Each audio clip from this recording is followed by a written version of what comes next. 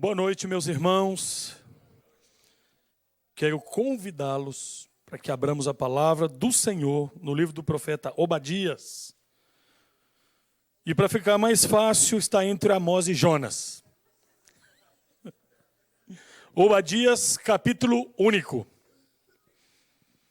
Apenas 21 versículos.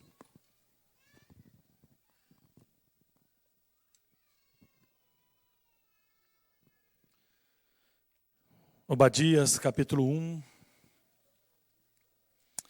O profetismo bíblico.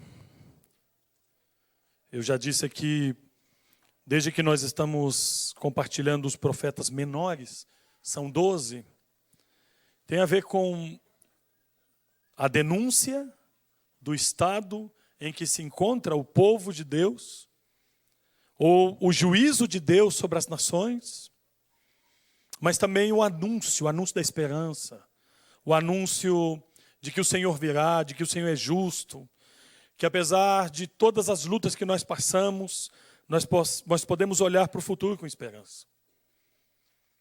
E no Antigo Testamento nós vemos nos profetas sempre apontando para a pessoa e obra do nosso Salvador Jesus Cristo. E o livro do profeta Obadias é uma profecia especificamente contra um povo, contra Edom, mas também tem uma palavra de Deus para o seu povo. Diz assim a palavra de Deus. Obadias, capítulo 1, versículo 1 diz assim: visão de Obadias. Assim diz o Senhor a respeito de Edom. Essa é a palavra do Senhor. Assim diz o Senhor. Temos ouvido as novas do Senhor e às nações foi enviado um mensageiro que disse: levantai-vos e levantemo-nos contra Edom para a guerra. Eis que te fiz pequeno entre as nações, tu és muito desprezado.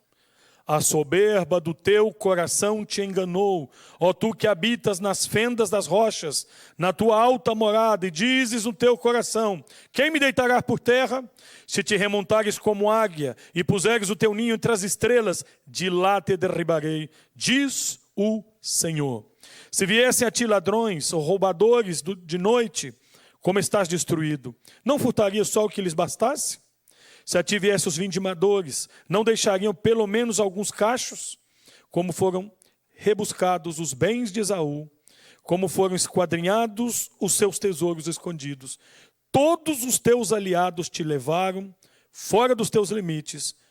Os que gozam da tua paz te enganaram, prevaleceram contra ti. Os que comem do teu pão puseram armadilhas para os teus pés. Não há em Edom entendimento.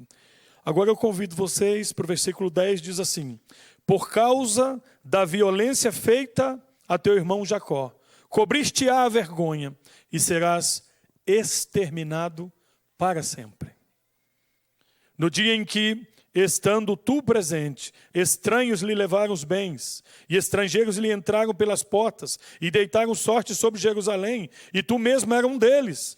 Mas tu não devias ter olhado com prazer para o dia do teu irmão, o dia da sua calamidade, nem ter te alegrado sobre os filhos de Judá no dia da sua ruína, nem ter falado de boca cheia no dia da angústia.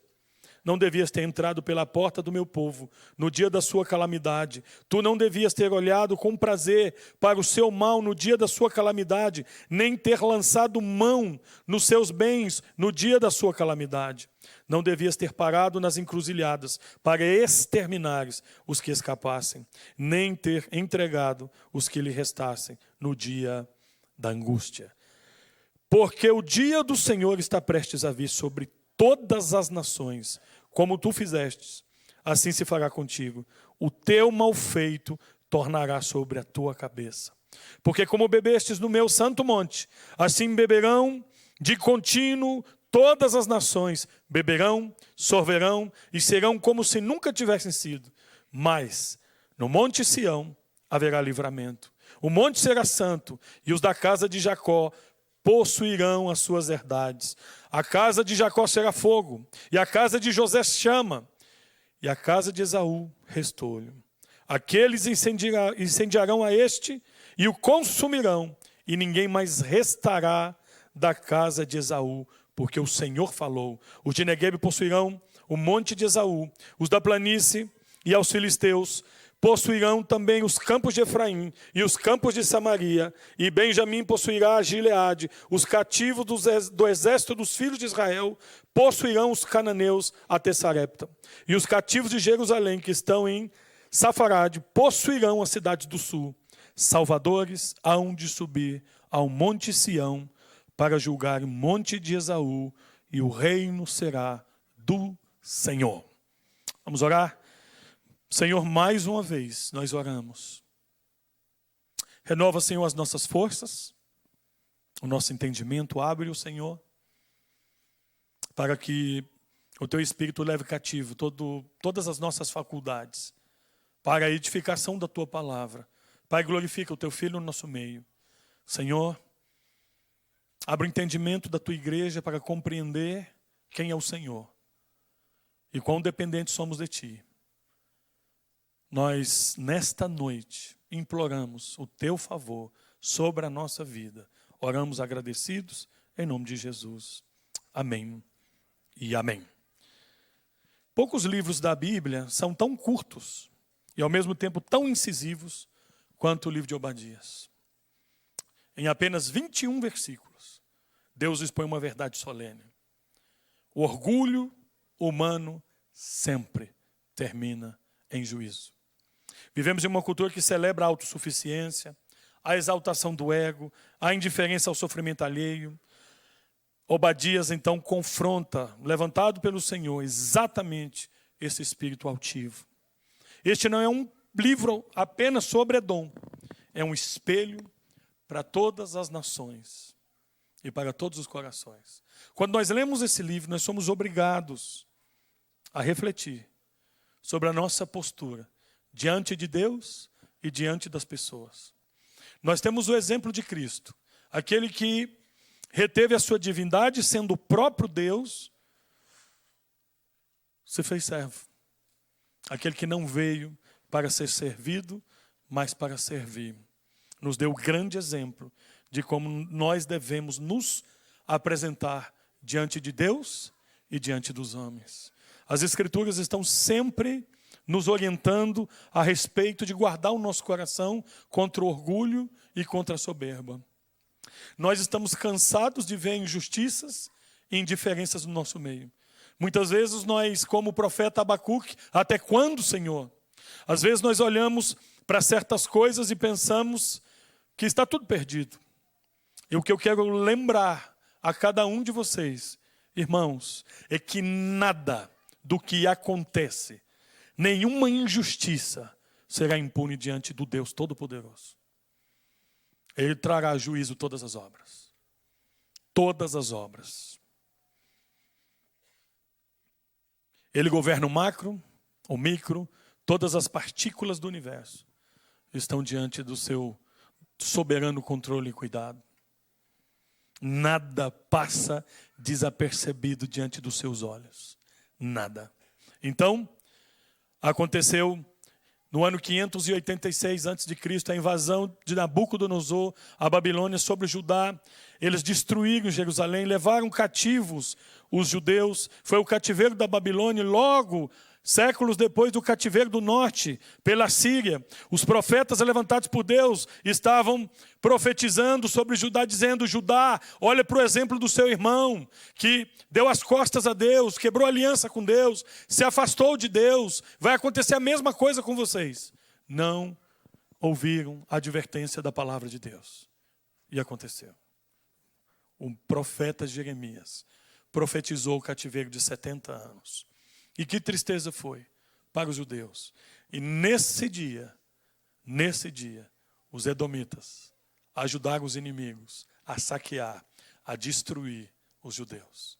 E Deus disse: agora chegou o momento de julgar vocês por isso. Isso não ficará impune. O Deus que vê todas as coisas, julgará todas as coisas segundo os seus critérios, santos e justos. E todas as nações estão diante dele. Irmãos, quando eu leio esse texto, quando eu oro sobre esse texto, o meu coração se enche de temor e assombro. Porque o Deus que nós servimos é o Deus que controla todas as nações, todas as potências. O profeta Isaías diz que as maiores e mais potentes nações são perante ele como nada. Menos do que nada. Como um pingo que cai de um balde. Como um vácuo. As grandes potências do mundo diante de Deus como nada. E todas elas estão debaixo do seu juízo. Olha, irmãos, cada presidente, cada rei, cada imperador, cada um deles colocado por Deus. E às vezes Deus coloca para julgar, para corrigir. Mas não existe nenhuma autoridade que não seja instituída por Deus. E todas as injustiças feitas e cometidas por essas autoridades, por esses povos, tudo será julgado naquele dia. O livro do profeta Isaías também fala do dia do Senhor. Aquele dia que o Senhor virá para julgar todas as nações. Todas as obras vão ser trazidas a juízo, quer sejam boas, quer sejam más. Então, este é o contexto do livro do profeta Obadias. O juízo de Deus contra Edom. Quem é Edom? São os descendentes de Esaú. São parentes de Jacó. São parentes dos judeus. São irmãos. O problema é que Edom se alegrou, cooperou e se aproveitou dessa invasão e da destruição de Jerusalém, possivelmente por parte dos babilônios, dos caldeus. E a mensagem central aqui é um apelo contra o orgulho e contra a ausência de generosidade, reafirmando a justiça de Deus, que jamais falhará. E olha só, irmãos, quero lembrar o que disse Paulo aos Gálatas, capítulo 6, versículo 7. Preste atenção, não vos enganeis, de Deus não se zomba, pois aquilo que o homem semear, isso também se fará. De Deus não se zomba. O julgamento de Edom está marcado. E o grande problema está no versículo 3. Olha só. A soberba do teu coração te enganou. Então, vamos meditar hoje sobre, primeiro, a soberania de Deus sobre as nações e também o orgulho que precede a queda e o juízo. O orgulho que precede a queda e o juízo. Primeiro, o julgamento de Edom. Olha só, o Senhor diz no versículo 2: Eis que eu te fiz pequeno entre as nações. Tu és muito desprezada. O Senhor fez Edom daquele jeito. Pequeno povo. Mas o coração de Edom se encheu de soberba e de orgulho. E o Senhor disse: o orgulho te derrubou. O orgulho te cegou. E nós vemos ainda o versículo 3. A soberba do teu coração te enganou, ó tu que habita nas fendas das rochas, na tua alta morada, e dizes no teu coração: quem me deitará por terra? Edom é hoje a atual Jordânia, aquela linda cidade de Petra. E naquele momento, para chegar até lá, aquela estrada, ela se afunilava. E podia no máximo entrar 12 homens. Então, Edom estava estrategicamente sobre a montanha, e de lá eles conseguiam enfrentar qualquer exército numeroso. Então eles pensavam: nós estamos protegidos por causa da nossa localização geográfica. Ninguém vai conseguir nos derrubar daqui. E Deus manda um recado para eles: assim diz o Senhor, se te remontares como águia e puseres o teu ninho entre as estrelas, de lá o Senhor vai te derrubar. Porque Deus está em todos os lugares ao mesmo tempo. Ele alcança todos os lugares. E a soberba é odiada pelo Senhor. E esse é um ensino para nós, irmãos. Nós precisamos aprender a orar para que Deus coloque no nosso coração temor dele e humildade. Porque toda soberba é julgada pelo Senhor. Edom confiava na sua localização estratégica. Estava lá situada na região montanhosa ao sul do Mar Morto. E eles pensavam, ninguém vai conseguir nos derrubar daqui. Mas Deus declara que nenhuma altura geográfica protegerá um coração orgulhoso. Nada pode nos proteger daquilo que o Senhor quer exterminar.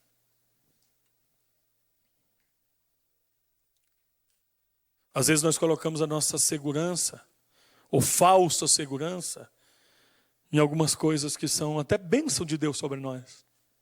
Por exemplo, trabalho. Nós colocamos a nossa comodidade. Um dos ídolos dessa geração, da nossa geração, é a estabilidade. E nós muitas vezes esquecemos de depender de Deus.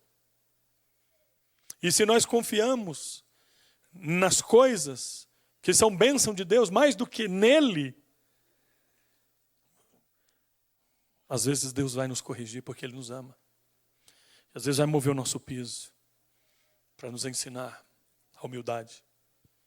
Às vezes vai doer. O Senhor leva, por exemplo, o profeta Jeremias para ele ver o que ele vai fazer com o seu povo. Mostra a analogia do olheiro com o vaso nas mãos. O Senhor vai quebrar e vai fazer de novo. Mas louvado seja Deus por isso. Porque o que Deus está fazendo em nós é forjando em nós um caráter parecido com o caráter de Cristo. Vocês já pensaram como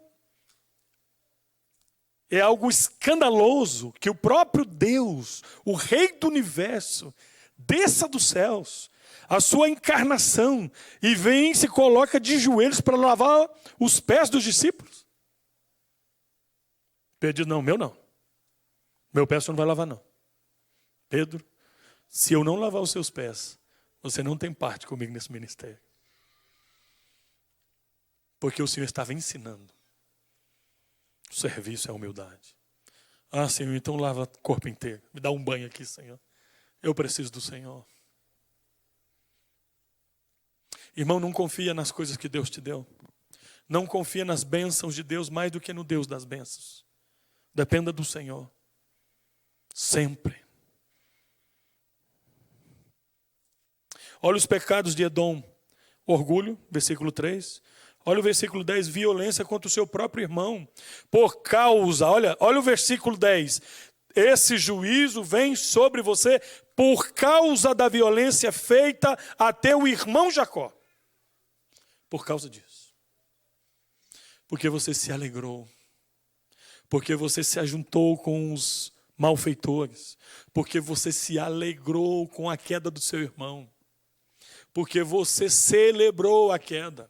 Porque você entregou os seus irmãos ao inimigo. Porque você não os protegeu. Um momento quando Moisés pede pasto por Edom, quando está saindo com o povo rumo à terra prometida, Edom não permitiu. Então, olha o versículo 13. Não devias ter entrado pela porta do meu povo no dia da sua calamidade. Tu não devias ter olhado com prazer para o seu mal no dia da sua calamidade. Uma das coisas assim que mais demonstra a maturidade de um cristão e de uma igreja é quando nós verdadeiramente celebramos com as conquistas dos outros. Quando nós damos graças a Deus, porque os nossos irmãos estão crescendo. E ao mesmo tempo, quando nós sofremos com a dor dos nossos irmãos, a empatia. Irmãos, Jesus não foi simpático. Simpatia gera desconexão. Empatia gera conexão. E às vezes a gente fica querendo dizer coisas boas para as pessoas que estão sofrendo. Não é isso não. Irmão, fica do lado da pessoa e diz assim, eu sinto muito. Eu estou aqui para orar com você. Não fica tentando dar uma palavra para deixar as coisas melhores. Não, o tempo é ruim mesmo. É difícil mesmo. Mas o Senhor está aqui. E Deus me colocou aqui. Às vezes você não precisa falar nada. Fica do lado. Não fica tentando melhorar a situação, não. Mas sinta a dor do seu irmão. A Bíblia nos chama para nos alegrar com os que se alegram. Mas chorar com os que choram. E parece que as nossas lágrimas secaram. Parece que estamos anestesiados. Nós não estamos sentindo a dor do outro. E nós temos um exemplo claro de Jesus, lá em Mateus capítulo 9. Jesus olha para a multidão. Ele tem uma reação física. Jesus sentiu a dor daquela multidão porque eram como ovelhas sem pastor. É empatia.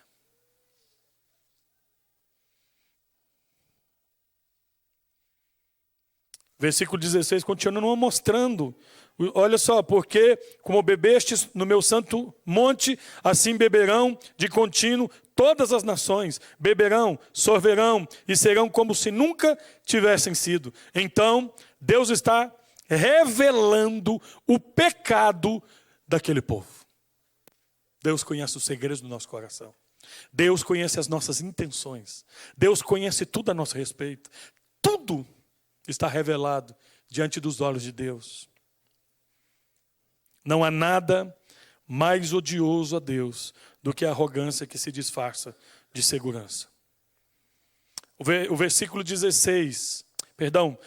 18 de Provérbios 16 diz assim: todos nós conhecemos, a soberba precede a queda, a destruição.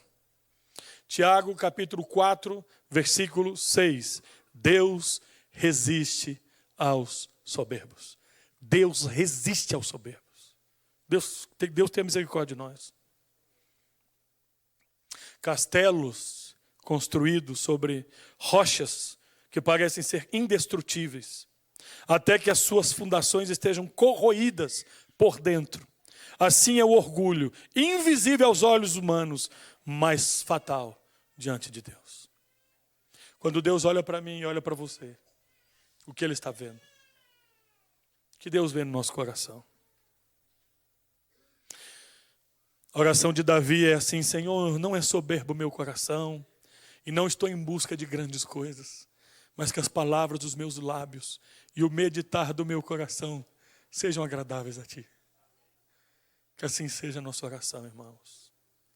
Que Deus olhe para nós e que nós busquemos depender única e exclusivamente do nosso Deus. Não confie na sua posição social, não confie no seu salário, não confie no dinheiro, não confie no poder, na reputação. Não confie em nada disso, porque isso tudo acaba de uma hora para outra. De uma hora para outra, nós já aprendemos isso. Confia no Senhor. Os que confiam no Senhor são como o Monte Sião. Permanecem para sempre. Aconteça o que acontecer, você vai chegar em Jerusalém, vai chegar lá, vai olhar e vai ver os montes de Sião no mesmo lugar. Essa figura é usada para dizer que aqueles que colocam a sua confiança no Senhor permanecem no Senhor. Irmãos, outro ensino que esse texto nos traz: ninguém pode fugir de Deus. Ninguém pode fugir de Deus. Olha o que diz o versículo 4.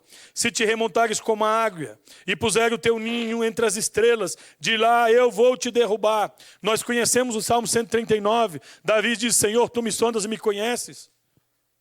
O Senhor conhece o meu pensar. O Senhor conhece todos os meus caminhos. Se suba aos céus, lá estás. Se faço a minha cama no mais profundo abismo, ainda lá o Senhor está. Se tomo uma jangada e vou para o meio do mar, o Senhor está lá. Se eu pego um Apolo não sei quanto e subo e faço uma viagem intergaláctica, Deus está lá. O homem que está no ventre de um peixe ora a Deus e Deus está lá. É impossível fugir de Deus, porque Deus está presente em todos os lugares ao mesmo tempo. A teologia chama isso de omnipresença de Deus. O Deus onipresente. Ninguém pode fugir dele. Edom acreditava que podia se esconder. E Deus afirma: não há refúgio que escape da minha soberania. Eu fico impressionado, o rei, enganando todo mundo. Ele põe uma armadura, ele se disfarça de soldado. E aí um soldado pega uma flecha e faz isso aqui, ó, pum. E a flecha vai, só tinha um lugarzinho que aquela flecha poderia entrar. Bem no espacinho aqui, morreu. Não brinca com Deus, não.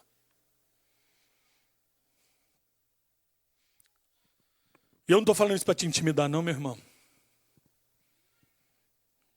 Eu estou te falando isso para você lembrar quem é o Deus que você serve. Precisamos aprender a temer a Deus. Salmo 139 diz: para onde me ausentarei do teu espírito? A justiça de Deus é paciente, mas é certa. Ele alcança o homem não apenas para julgá-lo, mas para confrontá-lo. Fugir de Deus nunca é a solução. A única segurança é correr para os braços do Senhor. Outro princípio que esse texto nos traz, versículo 7. Olha só. Todos os teus aliados te levaram para fora dos teus limites. Os que gozam da tua paz te enganaram. Você fez aliança com outros povos. Você confiou mais nas nações fortes do que em mim. E qual o resultado? Você foi enganado. Não se engane, meu irmão.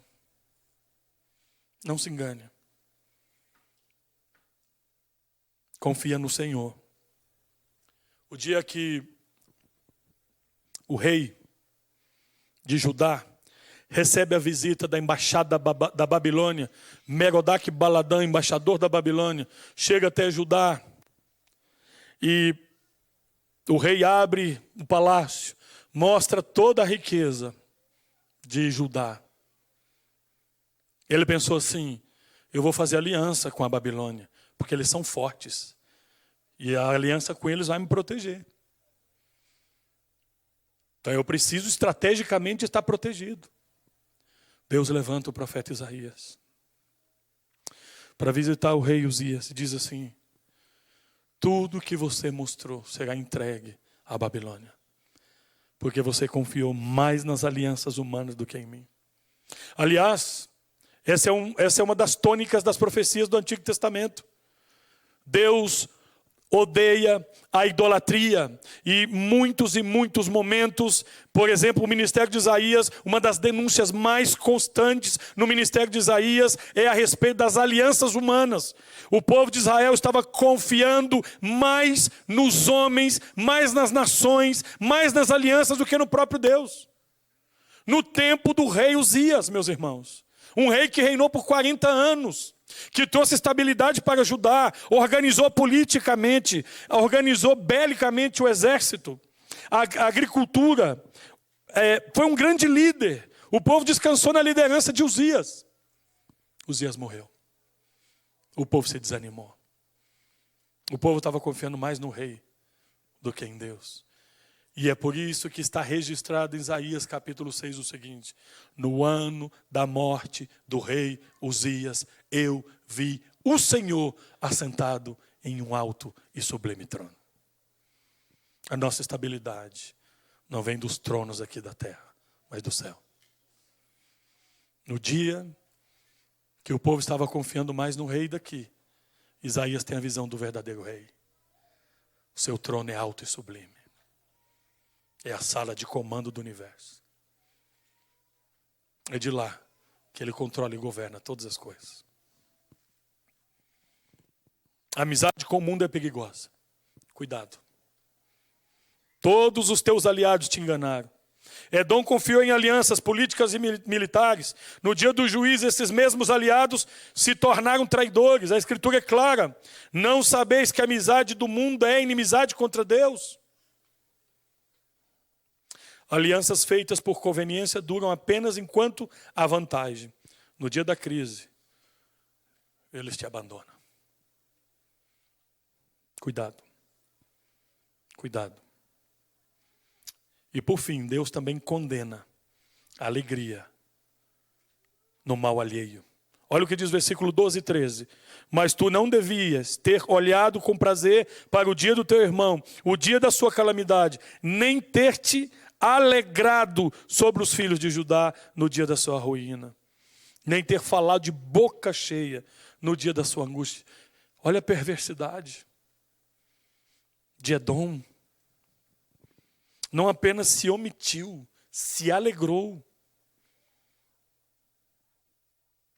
Olha o que diz Provérbios 24, versículo 17 e 18. Não te alegres quando cair o teu inimigo, nem exulte o teu coração quando ele tropeçar, para que o Senhor não veja isso, e sejam mal aos seus olhos, e desvie dele a sua ira. Olha o que diz Romanos capítulo 12, versículo 15. Alegrai-vos com que se alegram e chorai com os que choram. O coração regenerado do crente sofre com quem sofre. Alegria na desgraça alheia revela um coração distante da graça de Deus e da misericórdia de Deus. Revela um coração que precisa ser transformado. Olha o que diz o versículo 21, meus irmãos. Os salvadores hão de subir ao monte Sião para julgar o monte de Esaú, e o reino será do Senhor. Olha como termina esse texto. E o reino será do Senhor. Deus vai julgar Edom. Edom fez mal a Judá. Chegou o momento de ser julgado. Mas tem uma palavra, uma promessa de Deus sobre o seu povo. Olha lá, diz o versículo 18, a casa de Jacó será fogo, e a casa de José chama, mas a casa de Esaú será restolho, palha. Não vai prevalecer, vai queimar.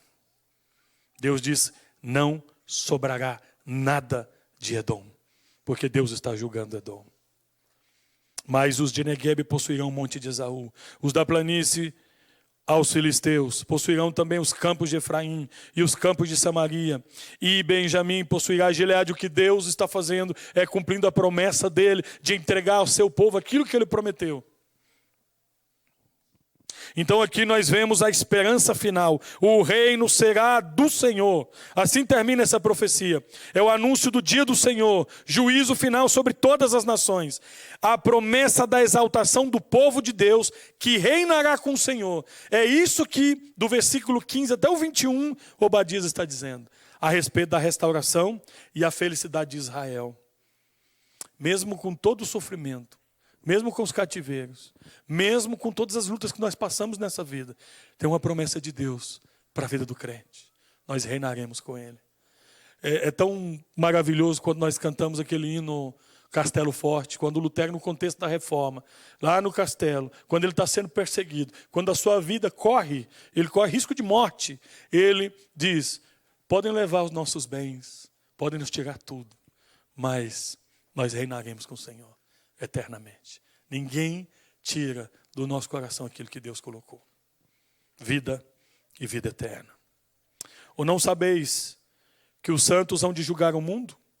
Ora, se o mundo é julgado por vós, sois acaso incompetentes para julgar causas mínimas? Não sabeis que havemos de julgar os próprios anjos? Quanto mais as coisas desta vida. Isso é o que está dizendo o apóstolo Paulo, 1 Coríntios capítulo 6. A história não termina nos impérios, mas no trono de Deus. Ele tem a última palavra. Obadias não encerra a sua profecia com Edom, com Israel ou com a Babilônia, mas com Deus reinando, e o reino será do Senhor. Impérios surgem e caem, mas o reino do Senhor permanece para sempre. Quando o Senhor dá a Daniel a sabedoria para interpretar o sonho de Nabucodonosor, uma promessa se levanta por todas as gerações. O Senhor levantará um reinado que não terá fim. Será eternamente. Isso está em Daniel capítulo 2, 44. Deus estabelece um reino que jamais será destruído. O Senhor estabeleceu o seu trono nos céus. Salmo 103, versículo 19. A esperança para nós, os crentes, não está na política, irmãos. Não está em uma pessoa deste mundo. Não está na nossa postura. A nossa esperança está no Senhor. A nossa esperança está no Senhor, nosso Deus. Nós devemos confiar nele. Nada pode abalar a nossa confiança no Senhor. E vamos nos preparar, porque o juízo de Deus virá sobre todas as nações. E eu gostaria de terminar essa mensagem lembrando a cada um de vocês e aos que nos assistem aí pelo YouTube, canal da nossa igreja. Cristo é o Rei definitivo. Ele é o Senhor. Obadias aponta para a lei de Israel, aponta para Cristo. Ele é o verdadeiro libertador que reina desde Sião celestial. O verso 17 diz: mas no monte Sião haverá livramento. De quem está falando? De você e de mim. É do Gólgota.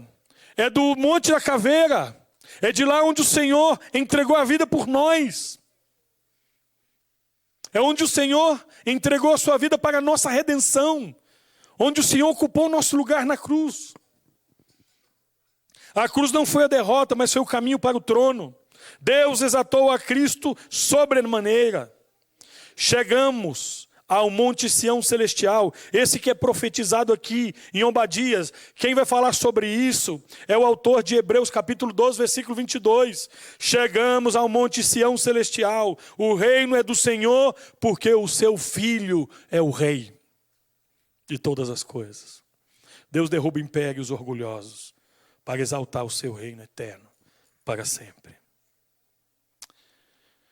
E eu quero te fazer 3 perguntas para a nossa reflexão nessa noite. Como reagimos ao fracasso e ao sofrimento dos outros?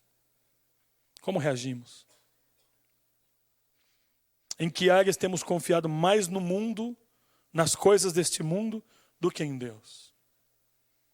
Do que necessitamos nos arrepender imediatamente, irmãos? O que significa viver hoje à luz desta certeza de que o reino será do Senhor? Como isso motiva os nossos casamentos, a educação dos nossos filhos, a maneira que nós trabalhamos? Por que fazemos o que fazemos? Que o Espírito Santo de Deus nos lembre que o reino é do Senhor constantemente. Que Ele nos abençoe.